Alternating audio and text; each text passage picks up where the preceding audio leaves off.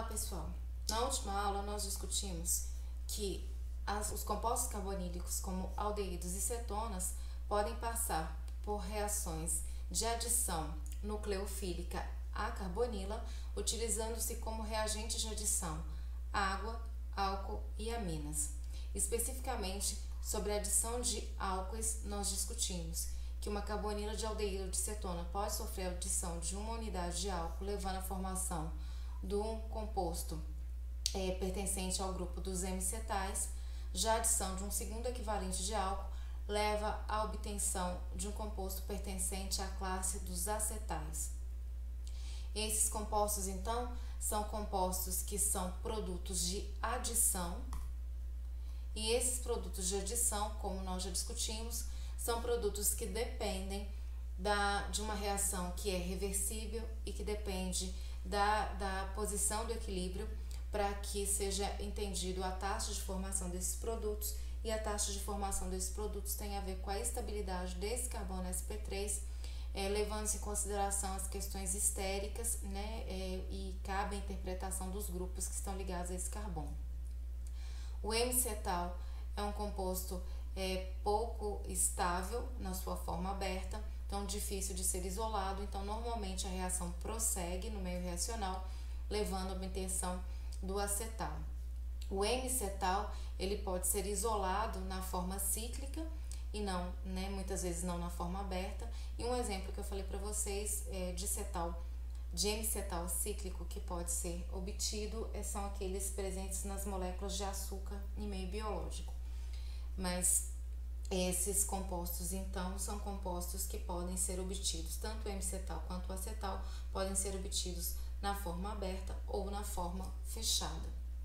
Os cetais cíclicos, então, são compostos que podem ser formados a partir de aldeídos e cetonas. Nesse exemplo aqui, eu mostro para vocês a formação de um cetal cíclico a partir de uma cetona. E para a formação desse acetal, nós sabemos que é necessário reagir com 2 equivalentes de álcool. Então, o carbono carbonílico precisa reagir com 2 equivalentes de álcool. O cetal cíclico, então, ele pode ser obtido fazendo-se a reação de cetalização, envolvendo 2 hidroxilas que equivalem a 2 equivalentes de álcool, mas isso cicliza se essas 2 hidroxilas estiverem no mesmo composto, ou seja, sendo um diol. Muitas vezes é utilizado como diol 1,2-diol, né? São compostos usados, né? Então 1,2-diol, e utilizados traços de ácido para efeitos catalíticos. Nesse caso, então, há a formação desse composto, que é um cetal, só que como as hidroxilas estão ligadas, o cetal é cíclico. Esse carbono, então, é um carbono que de forma geminal está ligado a O, R, O, R. Então, é um acetal cíclico. Essa reação de formação de acetal cíclico, como eu mostrei para vocês na última aula, os acetais, eles são grupos que se formam se o meio for um meio alcoólico, ou seja, um meio livre de excessos de água, tá? Então, a gente precisa de um meio alcoólico para os acetais se formarem. Agora, se um acetal cíclico ou um acetal aberto for colocado em meio aquoso com catálise ácida, nós já discutimos que esses grupos podem ser hidrolisados, quebrados, e o grupo carbonílico pode ser restabelecido, havendo a liberação desses álcoois. Então, esse grupo é um grupo muito útil porque a inserção desse grupo depende de reações de adição em catálise ácida, e a retirada desses grupos pode ser feita por meio de hidrólise ácida de forma muito simples. Então, isso traz para a gente uma situação interessante e importante, como foi o exemplo dado na última aula, que é a da conversão de um profármaco a fármaco, tá? Bem, os acetais, eles podem ser utilizados em função dessa propriedade que eu acabei de descrever como grupos protetores em síntese orgânica. Talvez seja a primeira vez que vocês escutem esse termo, grupos protetores, então eu vou explicar para vocês dentro de um contexto geral o que são esses grupos protetores e a grande importância desses grupos dentro da síntese orgânica, tá? Então, para introduzir essa ideia, o que eu disse para vocês então é que os acetais eles podem sofrer hidrólise ácida, mas apesar de sofrer hidrólise ácida, os acetais eles não são hidrolisados em condições básicas. Então, um acetal em meio básico ele não reage. Então, isso é interessante porque a gente pode prever o uso desses grupos como grupos protetores, ou seja, quando as reações ocorrerem em condições básicas, e podemos deixar esses grupos estáveis nessas condições e retirá-los em um momento seguinte. Vou ser mais clara agora. Então, quando é que eu posso pensar então no uso de acetais como grupos protetores? Então, para que vocês entendam, vamos fazer uma análise dessa proposta de conversão que é mostrada para vocês. Então, digamos que nós temos o reagente A e que a necessidade sintética é fazer a síntese de B. Percebam, quando a gente compara as duas moléculas, dá para ver claramente que a diferença é que A apresenta um grupo éster, e esse éster em B, ele foi convertido em um álcool. Analisando a estrutura do álcool, vocês já aprenderam a ver isso, nós percebemos que aqui existem 2 átomos de oxigênio ligados ao carbono, e aqui este carbono então tem apenas um átomo de oxigênio e 2 átomos de hidrogênio. Então a gente percebe claramente que na reação houve o ganho de hidrogênio e a perda de pares de elétrons compartilhados com elementos mais eletronegativos, ou seja, houve a redução deste composto carbonílico. Ainda, nós já discutimos que a redução é feita pelo ganho de hidreto e que o ganho de hidreto ele é possível por meio de alguns reagentes, como por exemplo, o boridreto de sódio e o hidreto de lítio e alumínio. A diferença desses 2 reagentes que nós já discutimos é que o boridreto de sódio é um agente redutor mais brando, capaz de reduzir carbonilas de aldeídos e cetonas. Já o hidreto de lítio e alumínio, nós já discutimos que é um agente redutor forte, e enquanto agente redutor forte, esse reagente é capaz de fornecer hidretos para carbonilas menos reativas, mais difíceis de sofrerem redução, como as carbonilas de ácido carboxílico, como as carbonilas de ésteres.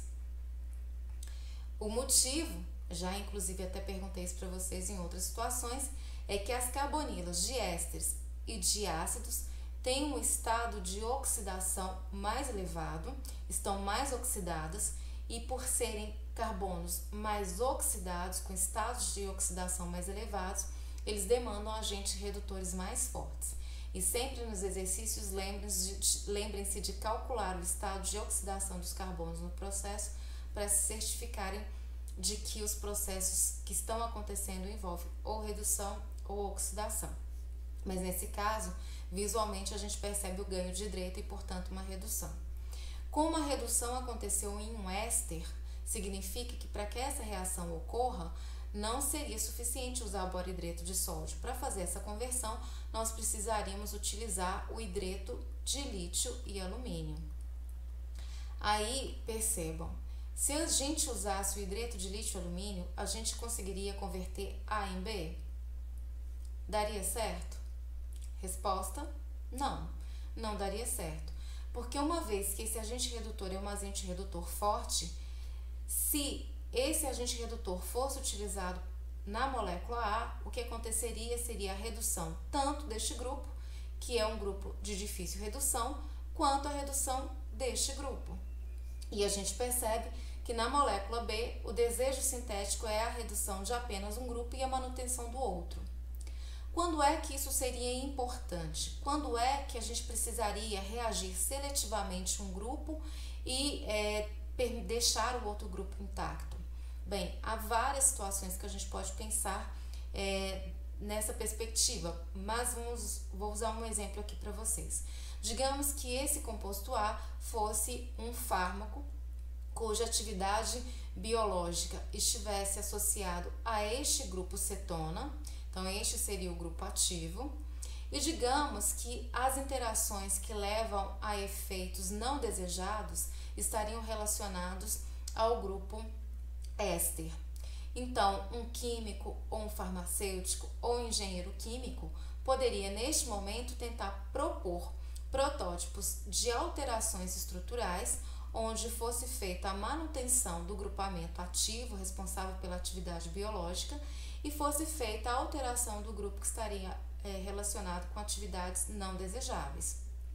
Então, para isso, seriam propostas rotas de síntese para essa modificação deste grupo e na tentativa de manutenção do grupo relacionado com a atividade. Essa proposta de alteração poderia estar relacionada não só com efeitos adversos, mas poderia estar relacionado também com o aumento da potência da atividade. Então, moléculas mais ativas poderiam ser conseguidas mantendo um grupo funcional e propondo outros grupos funcionais para verificar se a alteração de um segundo grupo levaria a interações mais fortes com os receptores biológicos. Tá, então como é que isso poderia ser feito? Nesse caso, o que pode ser feito então é para que esta carbonila reaja e esta aqui, que estaria relacionada a alguma atividade que a gente quer manter, não reaja, este grupo precisaria ser protegido. Então, nós usaríamos um grupo protetor para proteger este grupo, um grupo que reaja seletivamente com esse grupo, deixe este grupo livre para que possa sofrer a redução. A química de grupos protetores ela é tão importante dentro da síntese orgânica em função desses objetivos que eu acabei de falar para vocês, que existem livros que tratam especificamente só de grupos protetores. Existem grupos protetores para diferentes grupos funcionais, para carbonilas de cetonas, para hidroxilas, existem vários tipos de grupos protetores. E aqui, nesse contexto de reações de adição, eu mostro para vocês um exemplo de grupo protetor para carbonilas de aldeídos e cetonas. Então, aquela reação poderia ser feita da seguinte forma.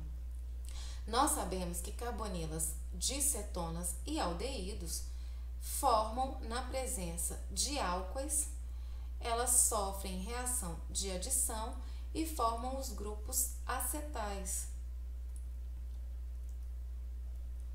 Essa reação de formação de grupo acetal, ela é uma reação específica para cetona e aldeído. Outras carbonilas, como de ácidos carboxílicos e ésteres, não sofrem reação de adição como aldeídos e cetonas sofrem. Então, nesse caso, o que nós poderíamos fazer para poder conseguir fazer a alteração desejada seria, antes de fazer a redução do grupo éster, antes de reduzir o grupo éster, nós iríamos proteger este grupo com o uso da reação de acetalização. Faríamos um acetal nessa posição, utilizando o 1,2-diol, que é o 1,2-diol responsável, então, pela formação de um acetal cíclico. Esse cetal cíclico, então, formado nessa etapa, ele é um grupo cetal que é resistente a condições básicas. Nós já discutimos que reação de redução é uma reação de meio básico. Então, uma vez que for feito o cetal nessa posição, nós poderíamos manter esse cetal em condições básicas, adicionar o hidreto de lítio e alumínio depois que o acetal está pronto. A reação de redução ocorre. Nessa reação de redução, vocês já sabem que a última etapa é a protonação desse grupo, isso é feito pela molécula de água. E no final, a gente tem a liberação do produto com a hidrólise do acetal, que a gente já discutiu que essa hidrólise é uma hidrólise possível quando a gente usa água e ácido, ou seja, uma solução aquosa de ácido forte. E aí a hidrólise liberaria o composto carbonílico novamente. Então, o cetal cíclico é um exemplo de grupo protetor, porque o cetal cíclico, então, ele deixa a carbonila na forma de um outro grupo funcional, que é o acetal, e este grupo funcional não é um grupo funcional que reage em meio básico. Esse grupo ficaria, então, intacto, e na última etapa de reação, para restituir a carbonila, a gente pode adicionar ao meio reacional uma solução aquosa ácida, e essa hidrólise levaria à formação do produto B. Então, este é um exemplo, porque dentro da Química Orgânica 2 a gente não consegue ver todas as possibilidades, mas para que vocês tenham uma noção geral, este é um exemplo de uma transformação utilizando um grupo funcional específico, uma transformação que pode ser usada e controlada por situações de hidrólise, para que a gente possa propor um esquema de síntese, para que a gente possa propor uma série de alterações estruturais controladas para a obtenção de um produto desejado. A gente já discutiu a síntese dos acetais, já fizemos o mecanismo, e aí eu deixo para vocês como atividade para essa aula a proposição da hidrólise de um acetal, tá? O mecanismo de hidrólise de um acetal, ele é exatamente o inverso do mecanismo de formação do acetal. Então, eu espero que vocês tentem propor esse mecanismo para essa etapa, para a hidrólise desse grupo e restituição do composto carbonílico como atividade, para que a gente possa discutir depois. Bem, outro reagente de adição são as aminas, como eu falei para vocês, e a lógica é exatamente aquela que a gente construiu para adição de água e para adição de álcool. A adição de aminas, então, as aminas que se adicionam podem ser aminas primárias e aminas secundárias. Nessa reação de adição, novamente, reação de adição, uma reação de aldeídos e de cetonas, uma amina que pode ser primária ou secundária, então, ataca o carbono carbonílico e esse ataque leva à entrada desse grupo. Nas reações de adição de aldeídos e cetonas envolvendo álcool e água, a gente não considerou a etapa de eliminação, a gente só considerou as etapas de adição, porque, como eu repeti para vocês algumas vezes, a etapa de eliminação para a adição de água e para a adição de álcool, a etapa de eliminação nada mais era do que considerar que a reação era reversível, e a etapa de eliminação seria nada mais, nada menos do que pensar que o grupo carbonílico seria refeito numa situação reversa. Quando o reagente de adição envolve nitrogênio, ou seja, não tem oxigênio envolvido, a reversibilidade da reação deve ser pensada, ou seja, a reação de eliminação deve ser representada, porque a eliminação do oxigênio e a entrada do nitrogênio leva a um produto diferente do composto de partida, e esse produto diferente é um grupo funcional que talvez vocês ainda não conheçam. Esse grupo funcional é uma imina. Vou mostrar a diferença. Quando o nitrogênio está ligado a carbono, sp3, o nitrogênio ligado a carbono sp3 dá origem a um grupo funcional que vocês conhecem, que é a amina. Agora, quando o nitrogênio está ligado a carbono sp2, o grupo funcional passa a ser uma imina, tá? Então, para ser amina, tem que ser nitrogênio em carbono sp3, em sp2 é imina. Mas ainda, quando a ligação é direta, ou seja, a imina é equivalente a um composto carbonílico. O nitrogênio está ligado por uma ligação dupla com o carbono, então é equivalente a um composto carbonílico. A imina, então, é obtida quando uma amina primária reage com aldeídos e cetonas. Agora, se for uma amina secundária que vai reagir, depois vocês vão ver no mecanismo por quê, o resultado, então, é um composto, é um grupo funcional, onde o nitrogênio está ligado a carbono sp2, mas é nitrogênio ligado a carbono sp2 não diretamente, né? O nitrogênio não participa da ligação pi, ele participa de uma ligação simples ligando a um carbono sp2. Nesse caso é outro grupo funcional, é o grupo funcional conhecido como enamina. Esse grupo é semelhante a um que vocês já devem conhecer, que é o grupo que nós chamamos de enol. Né? O enol é equivalente à enamina. Por quê? Aqui nós temos uma hidroxila ligada a um carbono sp2. O oxigênio não participa da ligação pi. Então, nesse caso, isso aqui não é álcool, não. Esse grupo funcional é um grupo que a gente identifica como en, que na nomenclatura identifica a ligação dupla, né, de um alqueno, e a terminação de um álcool. Então, o grupo funcional aqui é um enol, né? Então, é diferente de álcool porque é carbono sp2. E aqui é equivalente, estão vendo? A gente tem algo parecido com enol. A gente tem aqui um nitrogênio fazendo uma ligação simples mas ligado a um carbono sp2. Então, seria parecido com uma amina, mas não é uma amina, porque é carbono sp2, então é uma enamina, tá? Nessa reação, é uma reação de adição, que percebam. Nessa reação de adição, então o reagente de adição é uma amina. Nesse caso, neste exemplo que eu mostro para vocês, a amina que está sendo utilizada é uma amina primária. Por que é uma amina primária? É um nitrogênio que tem só um grupo alquila ligado a ele, então é uma amina primária. Quando a amina primária está presente no meio reacional, que tem uma carbonila de cetona ou aldeído, o que acontece é uma reação de adição. Essa adição desse grupo acontece com ataque nucleofílico. O motivo do ataque nós já discutimos. O nitrogênio usa o par de elétrons para atacar o carbono carbonílico. Se liga a este carbono. Com isso, o par de elétrons deixado quebra, né? Se quebra e o par de elétrons é restituído. Ele é deslocalizado na direção do orbital do oxigênio. Com isso, a gente tem a formação de um intermediário tetraédrico, onde um carbono sp2 foi convertido a carbono sp3. Nesse intermediário, a gente tem aqui um oxigênio carregado negativamente e a amina que atacou apresenta um par, apresenta 4 ligantes e por isso está carregada positivamente. E isso ocorreu, então, porque o nitrogênio atacou e o nitrogênio atacando, ele passa a ter 4 ligações. Esse intermediário tetraédrico, para caminhar para a formação do produto de adição, precisa então ter a neutralização da carga do oxigênio, e isso é feito no meio por um doador de prótons. Esse doador de prótons, então, faz a doação de prótons para o oxigênio, levando a protonação desse grupo, né, por transferência de prótons.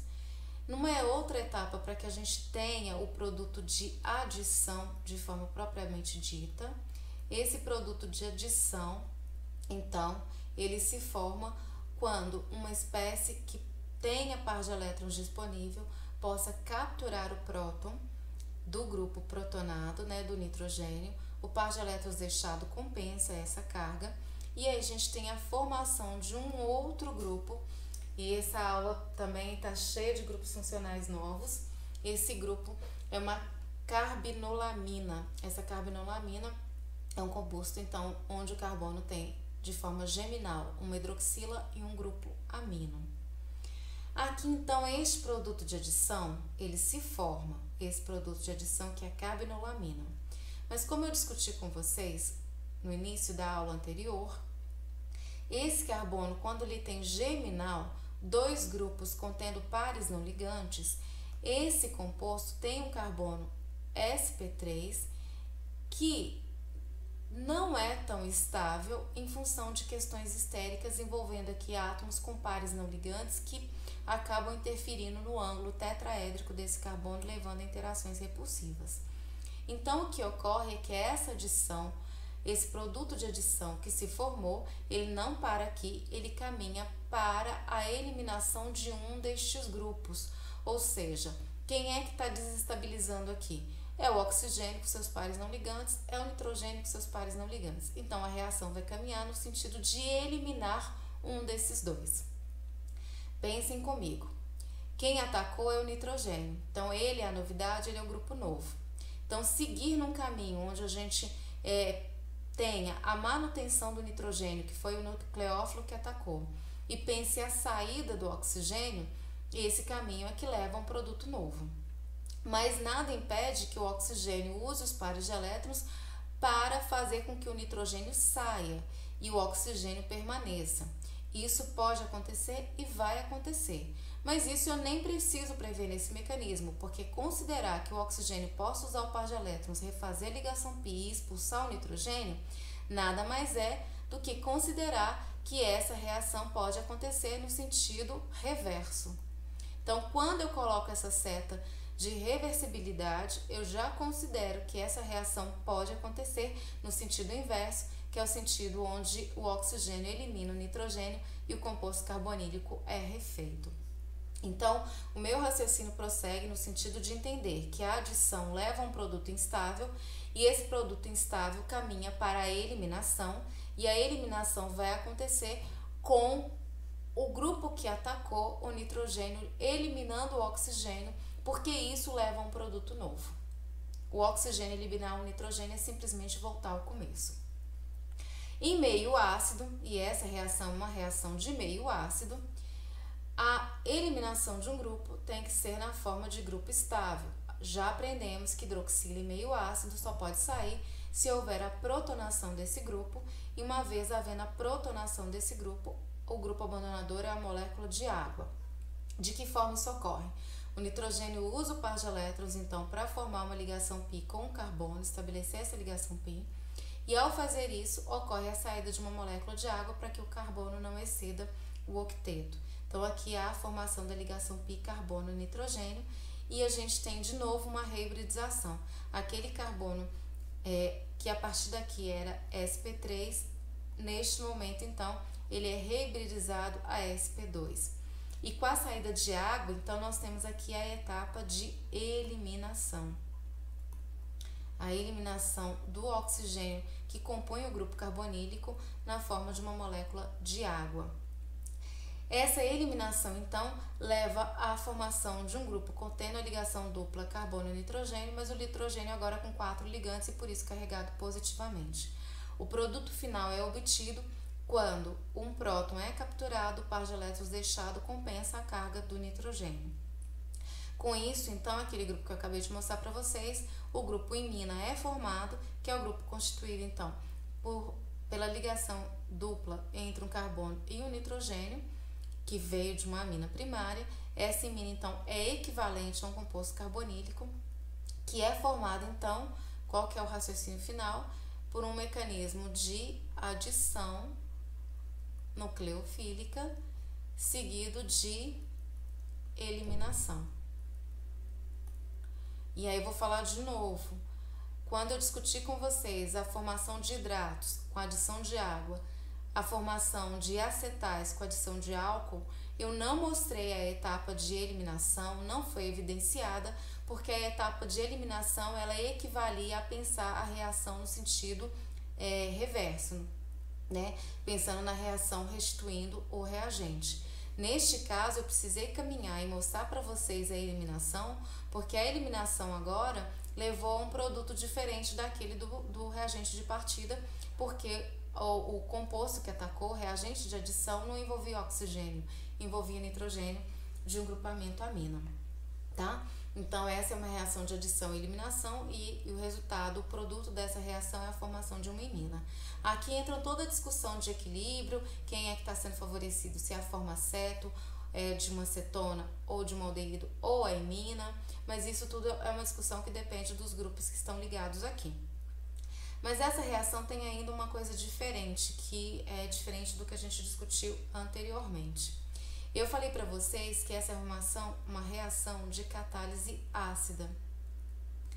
E mostrei também que na catálise ácida, em todos os mecanismos anteriores, na catálise ácida a gente mostrava que havendo um meio prótico, a etapa da catálise ácida sempre nos mecanismos anteriores, ela acontecia com a protonação da carbonila. E nós justificamos isso porque a carbonila protonada é uma carbonila, então, que tem um cátion oxônio e este cátion tem um carbono mais reativo que está sujeito a reações de ataque nucleofílico mais rápido.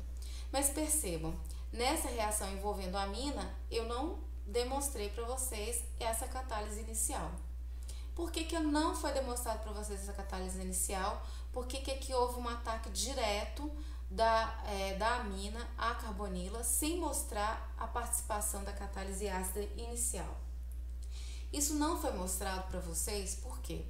Porque na reação que contém a amina, vocês já sabem que o nitrogênio, como doador de par de elétrons, ele é conhecido como um centro básico.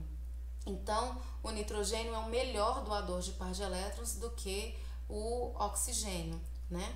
Então, Considerando a maior basicidade do nitrogênio como o melhor doador de par de elétrons, e isso tem a ver com o fato do nitrogênio ser menos eletronegativo do que o oxigênio, como o nitrogênio é menos eletronegativo do que o oxigênio, os pares de elétrons do nitrogênio estão mais disponíveis para participar de reações ácido-base. Então, nessa reação, quando foi feita a adição de ácido, um ácido forte como o ácido clorídrico, para promover o efeito de catálise, o que acontece? Na presença de uma amina, nunca que o próton iria protonar a carbonila, porque o nitrogênio é mais básico. Então, nessa reação, o nitrogênio é que foi protonado. Então, na ionização do ácido forte, que tem efeito de catálise, o nitrogênio captura o próton, libera o cloreto como base conjugada e ocorre a formação do íon amônio. O íon amônio, então, passa a ser a espécie doadora de par de elétrons no meio reacional. Então, vamos lá. Por que isso ocorre? Como eu falei, isso ocorre porque o nitrogênio tem esse caráter básico maior do que o oxigênio. Então, em vista disso, é muito pouco provável que uma cetona seja protonada, porque cetonas protonadas são espécies altamente ácidas, pKa em torno de -7. Ou seja, uma cetona protonada, que é o que eu representei aqui para vocês, tem pKa aproximadamente -7. Ou seja, um pKa próximo ao pKa do próprio ácido clorídrico, né? Então, na presença de amônia, a espécie envolvida, né, vai ser sem dúvida o íon amônio e não a carbonila protonada. Então, a concentração de cetona protonada é, portanto, desprezível nessas condições e é improvável que ela consiga, na forma de uma carbonila protonada, ser um intermediário dentro desse mecanismo de reação. Outra informação importante a partir dessa informação que eu trago aqui para vocês, de que quem protona é o nitrogênio. Aqui então, ó, quando é representado aqui para vocês um HA+, né, como a espécie doadora de prótons para todas as etapas, então quem é essa espécie doadora de prótons em todas as etapas? A espécie doadora de prótons é o íon amônio, em função disso que eu acabei de falar para vocês. Então, a amônia participa aqui de duas formas. Quando é para capturar prótons, a amina. Quando é para capturar prótons, quem captura o próton é a amina.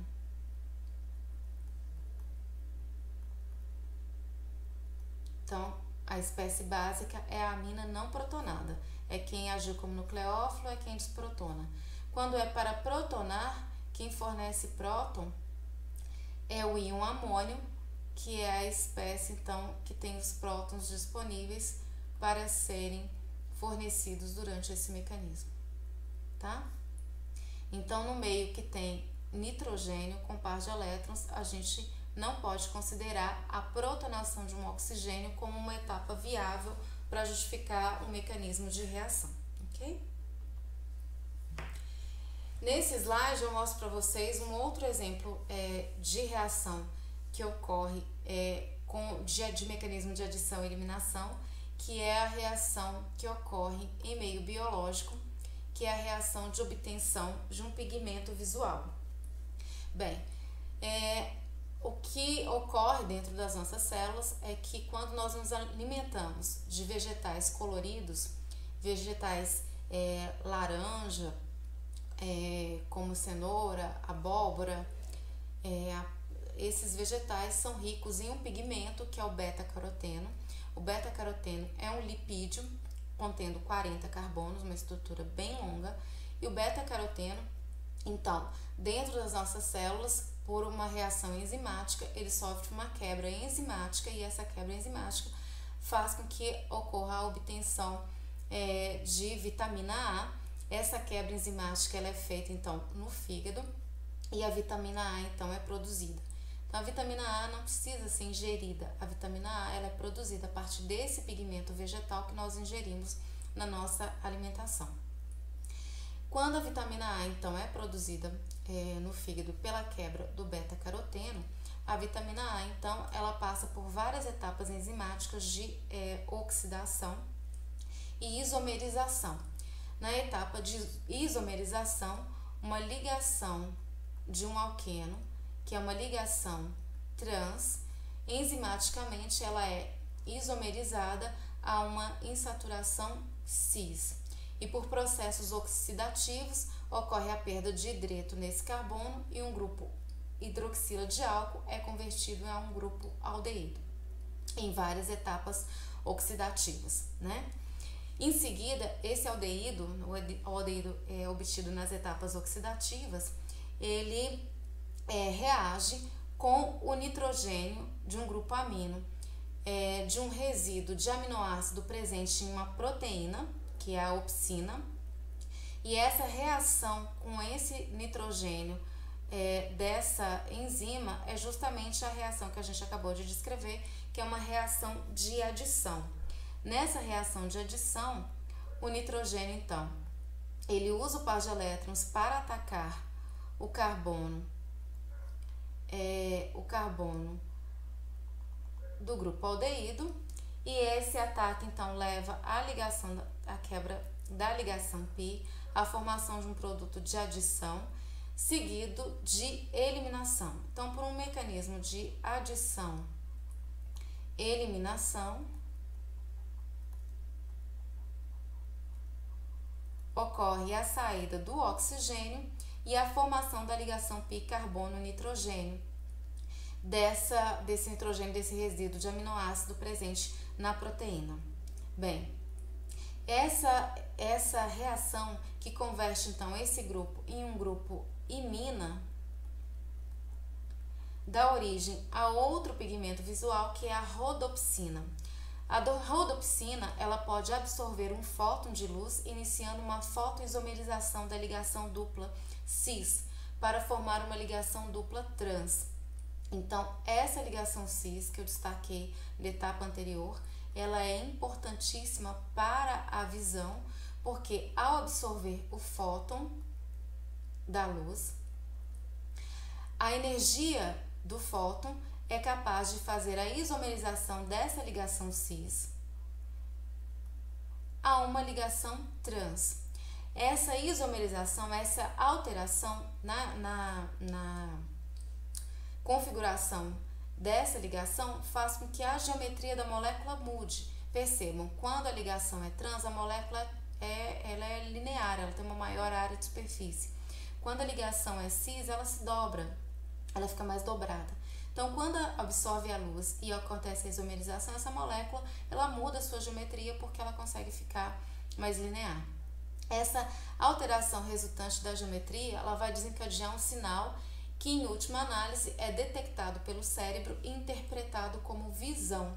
Então, toda vez que há interação com a luz, ocorre a isomerização dessa ligação na molécula da rodopsina, que contém esse grupo imina, e essa alteração, então, dessa geometria da ligação dupla é que é interpretado pelo nosso cérebro para ser traduzido na imagem.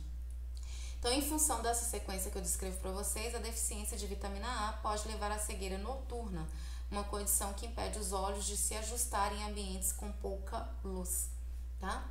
Então, tudo começa com a alimentação adequada para que a gente tenha esse lipídio nas nossas células. Bem, ainda como exemplo de aplicação sintética das iminas, eu mostro para vocês um outro exemplo de um profármaco. Neste exemplo agora, o profármaco é um profármaco utilizado para o tratamento de pessoas que apresentem sintomas relacionados à deficiência do ácido gama-aminobutírico. O ácido gama-aminobutírico é um importante neurotransmissor e a deficiência desse neurotransmissor leva a convulsões. Então, no primeiro momento, um tratamento que poderia ser pensado seria tratar as pessoas com deficiência do ácido gama-aminobutírico, que é uma estrutura simples, né? Tratar as pessoas com esse neurotransmissor para que os níveis desse neurotransmissor fossem restabelecidos. No entanto, esse tratamento não funciona porque, uma vez que essa molécula é administrada, essa molécula, então, em função do pH fisiológico, né? O pH fisiológico, ele é de aproximadamente 7,3. Em pH 7,3, o que acontece é que o grupo amino, em função do seu pKa, ele estaria protonando, e o grupo de uma hidroxila de ácido, em função do seu pKa, ele estaria ionizado. Então, se essa molécula fosse administrada como medicamento, no pH fisiológico aconteceria essas ionizações e ela não estaria presente nas células na forma molecular, mas estaria presente na forma iônica. Qual é a questão? A questão é que a forma iônica tem uma polaridade muito elevada e essas espécies, esses grupos carregados, então, aumentam a polaridade, e essa polaridade aumentada em função desses grupos carregados faz com que essa molécula não consiga atravessar facilmente a barreira sangue-cérebro, né? Não consiga atravessar a membrana hematoencefálica e chegar até o cérebro, que é onde é o local de atuação dos neurotransmissores. Então, ela não iria conseguir permear essa membrana. Então, o que é feito é tratar os pacientes com esses sintomas, né, com um profármaco, que é o Progabida. Esse profármaco, então, apresenta este grupo imina. Este grupo imina, então, no pH fisiológico, ele é estável, ele não sofre ionização. E essa molécula, então, ela é absorvida como uma molécula neutra, e uma vez que estando como uma molécula neutra, ela consegue atravessar a barreira sangue-cérebro e chegar até o seu lugar de ação. Uma vez no cérebro, essa molécula, esse profármaco, é então convertido no ácido gama-aminobutírico através da hidrólise dos grupos imina e amida. Então, quando essa molécula chega nos receptores cerebrais, ocorre a hidrólise dessa imina e a hidrólise deste grupo amida.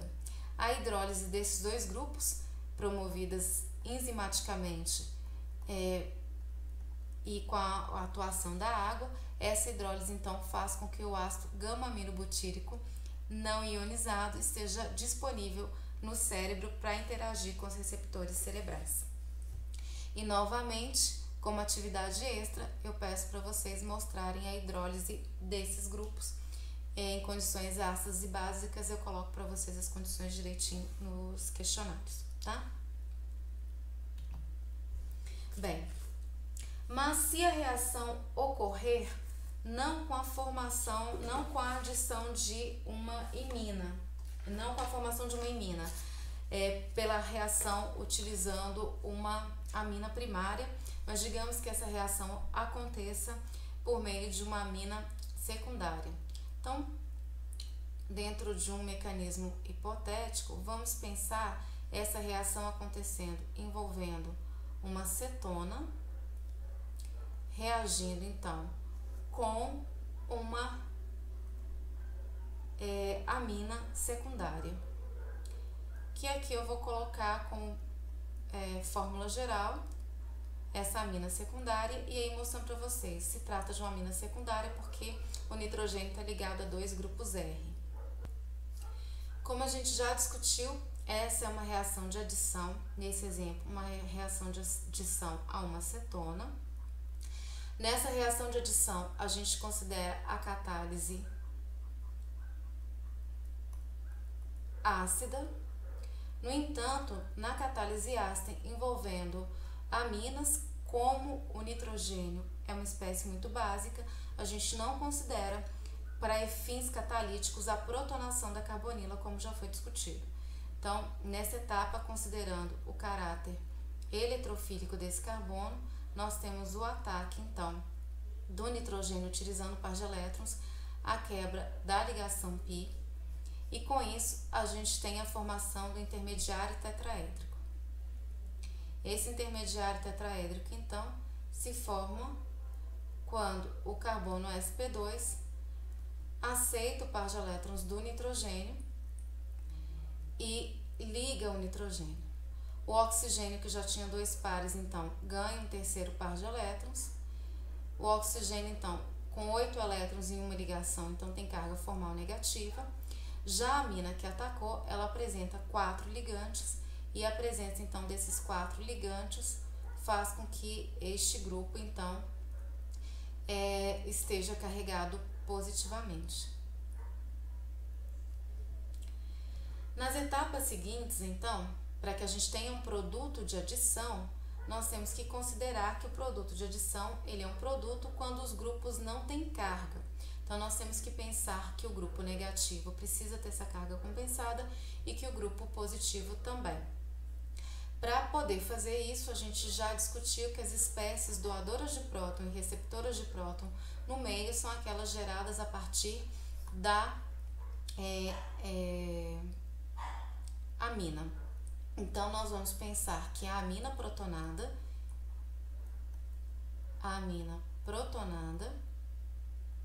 na sua forma carregada, a amina protonada, então, é o doador de próton no meio. Então, na etapa seguinte, eu posso pensar no oxigênio usando o par de elétrons para capturar esse próton. O par de elétrons deixado compensa a carga do nitrogênio. Então, na etapa seguinte, esse intermediário tetraédrico carregado, ele teve a carga do oxigênio compensada. E com isso, o oxigênio agora é um grupo hidroxila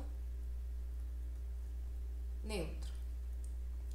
Na próxima etapa, nós já vamos considerar a etapa de neutralização do grupo amino, considerando que este grupo agora tem esse nitrogênio carregado positivamente, então uma amina com pares de elétrons disponíveis pode usar este par de elétrons para capturar este próton.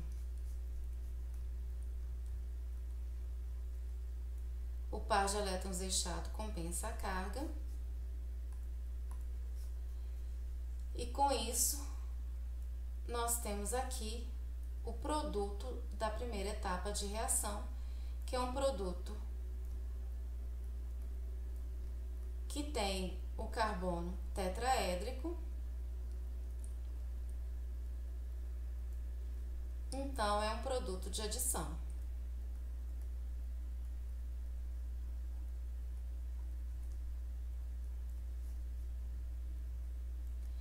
Nessa etapa aqui, a gente teve a saída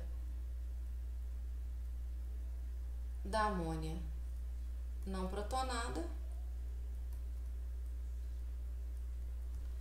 Nessa etapa aqui, a gente tem a saída da amônia protonada.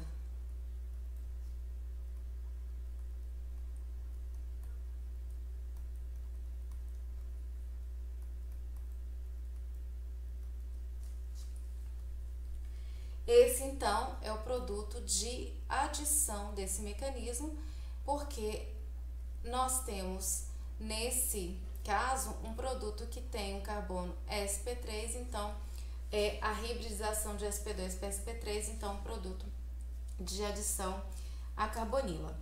Já discutimos, então, que esses grupos, em função desse carbono contendo esses grupos volumosos, esse grupo alquila, não é estável o suficiente, então a reação prossegue no sentido de eliminar um desses grupos. Como já foi dito para vocês, se o oxigênio usar o par de elétrons para refazer a ligação dupla, ele consegue liberar o nitrogênio. Isso vai acontecer? A eliminação do nitrogênio vai acontecer? Vai. Eu preciso mostrar? Não. Porque a eliminação do nitrogênio equivale, como eu venho falando para vocês, a reação acontecer no seu sentido inverso. Ou seja, quando a gente prevê a reversibilidade da reação, a gente já considera essa possibilidade, então a gente não precisa mostrar esse mecanismo. O mecanismo que a gente precisa mostrar é o mecanismo que leva à formação de um novo produto. A formação de um novo produto, então, ela vai ser compreendida quando a gente considera que, então, em função da estabilidade desse produto tetraédrico, quem vai ser eliminado é o oxigênio. Quem vai eliminar o oxigênio vai ser a molécula, vai ser o átomo de nitrogênio. Nós já discutimos que em meio ácido, o oxigênio só pode ser eliminado como grupo neutro, e isso é possível quando a gente considera então a protonação desse oxigênio, feita pelo grupo amino protonado. Então, a protonação do oxigênio converte a hidroxila em um bom grupo abandonador.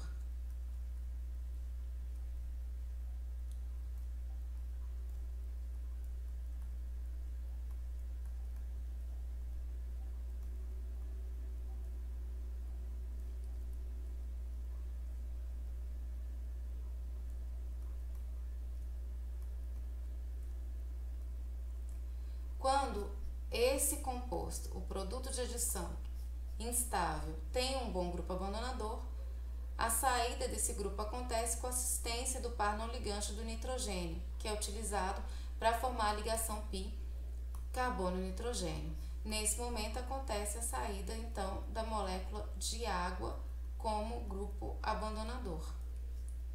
Quando ocorre a saída da molécula de água, a gente tem a formação então de um intermediário onde há a ligação π carbono-nitrogênio.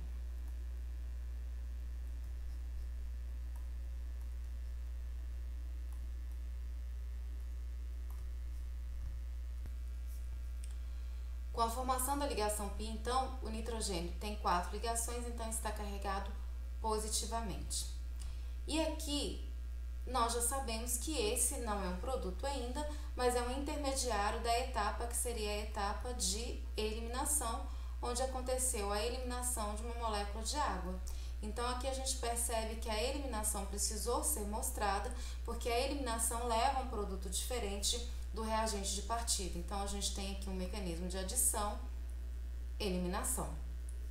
Mas esse ainda não é o produto final por um motivo muito simples. Esse nitrogênio tem carga e o produto final de uma reação ele tem que ser estável, então ele tem que ser eletronicamente neutro. Qual é a diferença aqui em relação ao mecanismo de formação das iminas? A diferença é que a imina é formada a partir de uma amina primária e essa amina primária tem prótons que podem agora ser captados pelo meio e essa carga é compensada. Neste exemplo, a gente percebe então que partindo de uma amina secundária, o próton que essa amina tinha foi o próton perdido nessa etapa. Não tem mais próton. Então agora a questão que eu coloco para vocês é como neutralizar esse intermediário para ter um produto final. Aqui a alternativa é pensar que não há próton ligado diretamente ao nitrogênio, mas existe próton ligado na posição que a gente chama de posição alfa ao carbono, que equivale a um carbono carbonílico. Então, o que isso significa? Esse próton alfa, ele é um próton que tem uma acidez considerável. Qual é o motivo dessa acidez desse próton? O motivo da acidez é que o nitrogênio é mais eletronegativo do que o carbono, então desloca pares de elétrons por efeito indutivo na direção dele, tornando esse carbono um carbono parcialmente positivo. Esse carbono, ele exerce, em função desse caráter positivo e desse nitrogênio ligado a ele, o nitrogênio exerce um efeito retirador de elétron que se estende às posições que não só aquela que está ligada diretamente a ele. Então, ela impacta no próton também. Então, esse próton tem uma acidez em função da proximidade desse nitrogênio.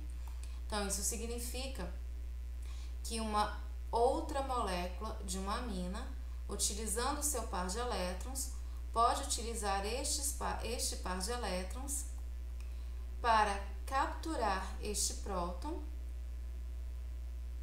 E uma vez que este próton é capturado, o par de elétrons deixado é utilizado para formar uma ligação π carbono-carbono. E nesse momento a ligação π se deslocaliza para que o carbono não exceda o octeto e compense a carga positiva do nitrogênio. Ou seja, com esse ataque, a gente tem a formação de uma ligação π carbono-carbono e este carbono, então, está ligado ao nitrogênio, que não está mais carregado, recebeu de volta seu par de elétrons. Então, com isso, a gente tem aqui um nitrogênio ligado a um carbono sp2, ou seja, a gente tem outro grupo funcional, que é o grupo funcional enamina. Então, a enamina se forma a partir de aminas secundárias, em função da impossibilidade de neutralização dessa espécie, porque é uma espécie que não apresenta prótons adicionais em sua estrutura, permitindo a neutralização dessa forma.